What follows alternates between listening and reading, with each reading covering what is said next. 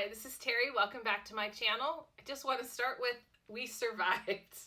We survived a 10-hour and 15-minute drive down from the Bay Area to San Diego with a trailer full of furniture and other odds and ends to deliver our son Adam to the house that he's renting with 5 other people in near the campus at San Diego State. That was a lot leading up to it.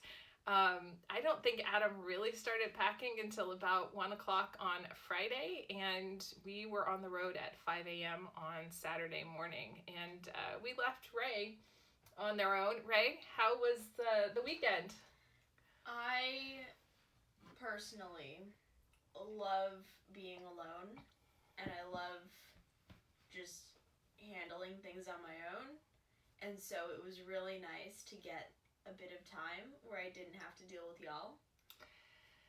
Yeah, well, now it's just 3 of us. I'm definitely feeling the difference. When we got home after a 9-hour and 15-minute drive home yesterday, we're recording this on Monday, and so we came back on Sunday. We were gone a total of 40 hours. And I was a little hesitant. Do I go into his room? Do I not go into his room? And I decided, let me go look into his room and then see if this is going to be painful at all. And unlike last year when we dropped him off for his freshman year, where there were a lot of tears and it was actually a lot harder, this year there's a certain amount of relief. There were a couple times I was a little weepy, but not that big, not that much. It wasn't that big of a deal. Because we've been through this before. We have, but, I still, as much as he hated being here and as much of a jerk as he was sometimes, I like having him around. I like talking to him and spending time with him, just as I like to talk and spend time with you, even though you would rather not as well. So the house is not as bad as I expected it to be. It's not too far from campus. In fact, it's on the outer corner of just basically right across Montezuma, if you know San Diego. And so it's actually not too far from the campus, but he's not going to be on campus very much. It's a matter of how close is he going to be to all the places that he needs to go, where he can go get a job. That should be top of the list this week. The house has a lovely pool, and if I were them, I would be spending a lot of time in that pool, especially if I was doing online classes all the time.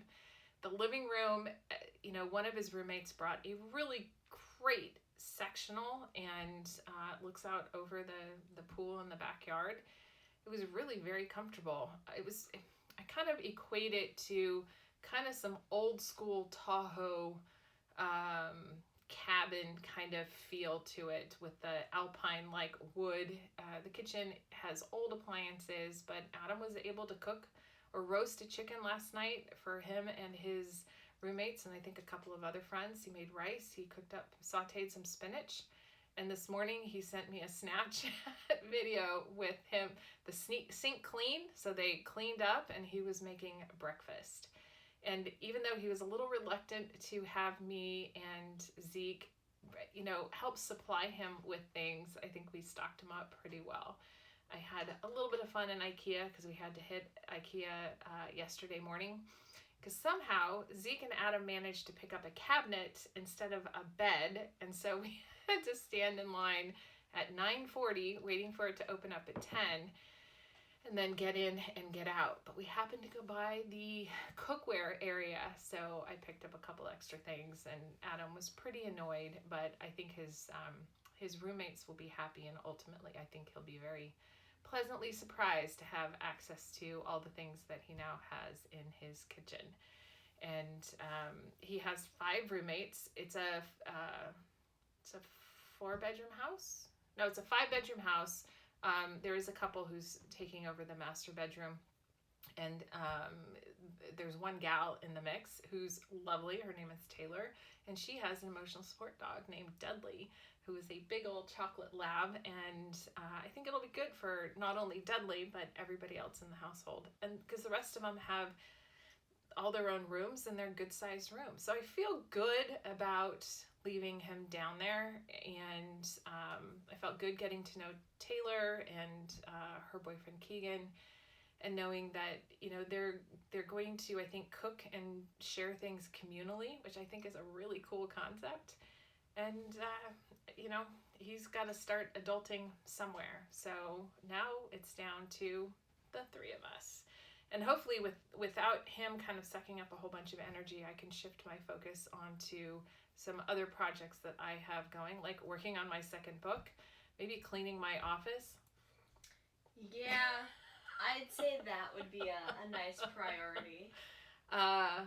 You know, what else? I mean, I've got some other things that I want to work on in addition to my consulting work, which I have a big project next week that's going to consume all of my time, and a couple of other projects will start to pick up. So it's going to be kind of a end of summer, beginning of a new, you know, it's kind of a new COVID chapter.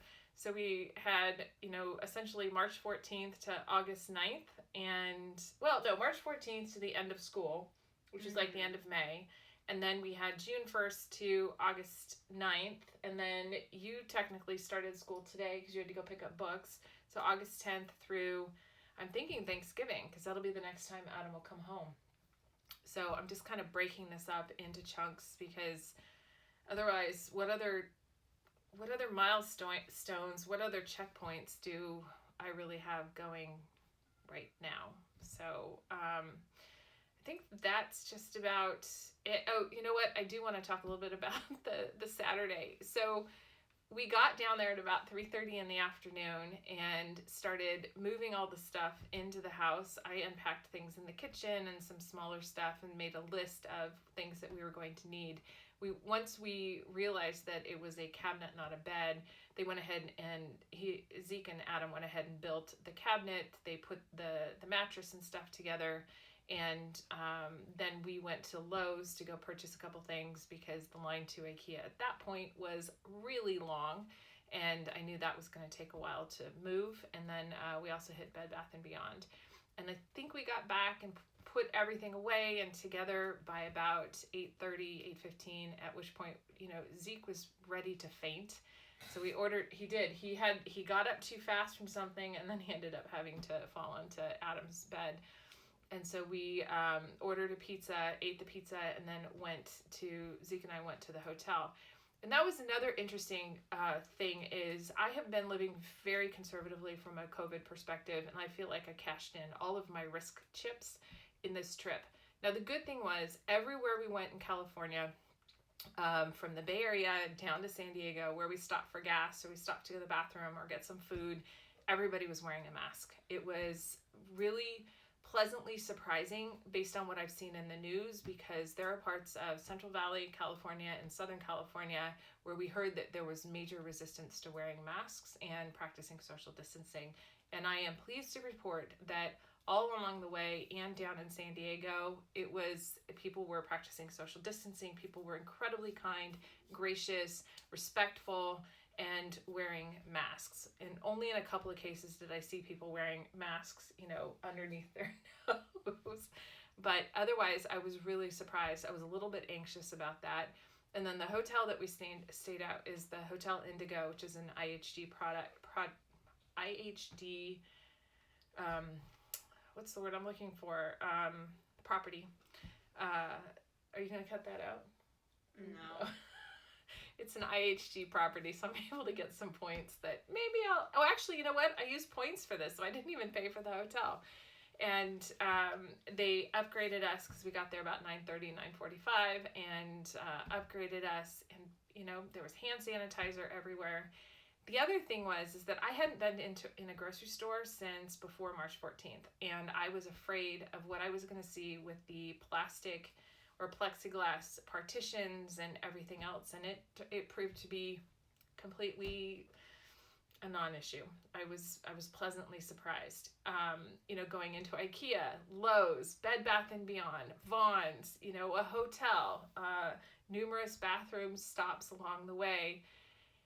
It was, you know, hopefully I didn't subject myself to too many COVID germs, but, you know, there wasn't much other way we could do it. I mean, this was kind of how we had to do it, short of letting Zeke and Adam go on their own, which I was not willing to do.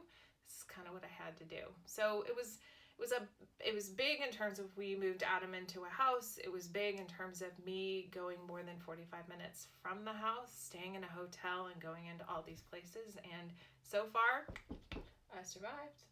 We came home and Ray was still alive. The house was still standing. The animals were still good. And as I said, we're embarking on the next phase, which is going to be August 10th through November, whatever Thanksgiving week is, when we will hopefully see Adam again. And I'm hoping that if all goes well, we will not see Adam until then. So fingers crossed. And I think that's about it, unless Ray, you've got something? Yeah, we're chilling. Usually you're chilling or you're vibing. Yep. Yeah. So Ray's going to head off for a walk with a friend, and I've got back-to-back calls for clients all afternoon, and hopefully I can get a good night's sleep, because I was pretty cruddy on the tennis court this morning because I was sore from sitting in the car, and I was tired from the dog keeping us up last night. So with that, thank you so much for watching. Thank you so much for subscribing. I would love to hear how you are dealing with this next transition. Whether you have kids or you don't have kids, I feel like we're coming to the end of the summer. We're moving into whatever the next phase is. I saw, Vaughn's had free flu shots. So it's almost like we're going into flu shot season, which is flu season. And I'm curious to know, are you getting the flu shot? I'm kind of assuming that we're going to get the flu shot, assuming it's readily available. But it's like, what's this next season going to look like for you? And how are you doing? I feel like we're still on the Corona coaster. And with that, let go of perfection, take some risks, and above all else, have some fun.